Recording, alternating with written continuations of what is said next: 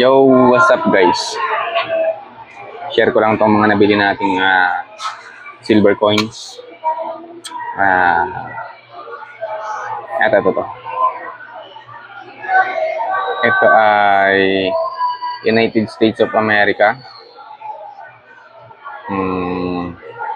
Fine silver po ito. Ito ay purong silver. Purong silver. 999 po yan. Ayan. Tapos, meron din tayong Canada.